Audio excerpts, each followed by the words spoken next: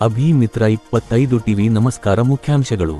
Thirthahalli bike ಮತ್ತು Rajahamsa bus ನಡುವೆ ಸಂಭವಿಸಿದ ಅಪಘಾತದಲ್ಲಿ ಯುವಕನೋರ್ವ ಮೃತಪಟ್ಟ ಘಟನೆ ರಂಜದಕಟ್ಟೆ ಸಮೀಪದ ಶಿವರಾಜಪುರ ಬಳಿ ಬುಧವಾರ ತಡರಾತ್ರಿ ನಡೆದಿದೆ.